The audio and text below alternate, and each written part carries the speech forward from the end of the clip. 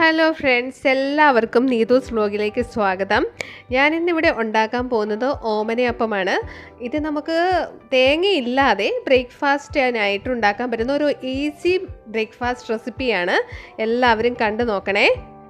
അതിനായിട്ട് ഞാനിവിടെ 2 ഗ്ലാസ് അരി എടുത്തിട്ടുണ്ട്. അത് സോക്ക് ചെയ്ത് വെച്ചതാണ് ഒരു 4 മണിക്കൂർ. അതിലേക്ക് 1 സ്പൂൺ ഉഴുന്നും കൂടി ചേർക്കണം. ഈ സോക്ക് ചെയ്ത അരി നല്ല ഫൈനായിട്ട് അരച്ചെടുക്കണം. ആ കൂട്ടത്തിൽ നമുക്ക് വേവിച്ച് വെച്ച് കുറച്ച് ചോറും കൂടി ചേർക്കാം. 2 സ്പൂൺ പഞ്ചസാരയും ചേർക്കാം.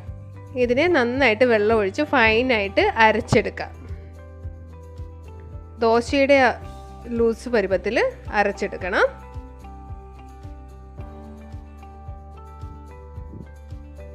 ഞാനിവിടെ അരച്ചെടുത്തിരിക്കുന്നതാണിത്. ഇതിനെ നമുക്കൊരു ബൗളിലേക്ക് മാറ്റാം.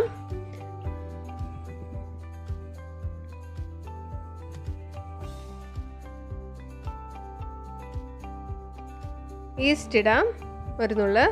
ഇത് പുളിക്കാൻ ആവശ്യമായത് ഇളക്കി യോജിപ്പിക്കുക നന്നായിട്ട്. ഉപ്പിടാം ടേസ്റ്റിന്. ഇനി ഇത് ഓവർനൈറ്റ് വെക്കണം പുളിക്കാനായിട്ട്. രാവിലെ എടുത്തതാണിത്. നന്നായിട്ട് പുളിച്ച് പൊന്തി വന്നിട്ടുണ്ട്.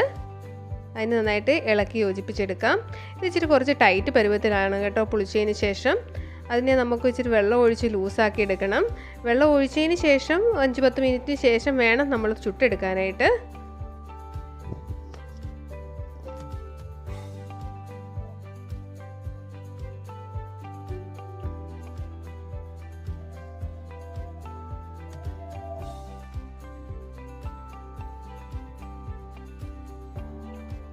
ഇനി ഒരു പാനിലേക്ക് നമുക്കിത് ചുട്ടെടുക്കാം. ഇത് മൂടി വെച്ച് വേണം വേവിക്കാൻ. അതാണ് ഇതിൻ്റെ പ്രത്യേകത.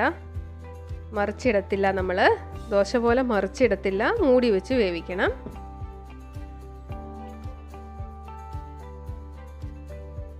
ഇത് റെഡി ആയിരിക്കുന്നു ഓമനയപ്പം. നല്ല സോഫ്റ്റും ടേസ്റ്റിയുമായത്.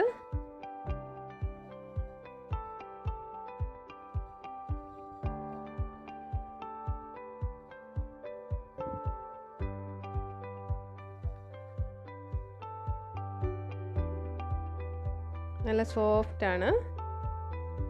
നല്ല ഹോളൊക്കെ വന്നിട്ടുണ്ട്. ഇത് നമുക്ക് കഴിക്കാവുന്നതാണ്. സാധാരണ അപ്പം കഴിക്കുന്നത് പോലെ എല്ലാ കറികളുടെയും കൂട്ടത്തിൽ, വെജ് നോൺ വെജ് കറികളുടെ കൂട്ടത്തിലൊക്കെ കഴിക്കാൻ നല്ല ടേസ്റ്റിയാണ്. എല്ലാവർക്കും എൻ്റെ വീഡിയോ ഇഷ്ടമായെങ്കിൽ ലൈക്കും സബ്സ്ക്രൈബും ചെയ്ത് എന്നെ പ്രോത്സാഹിപ്പിക്കണം. Thank you.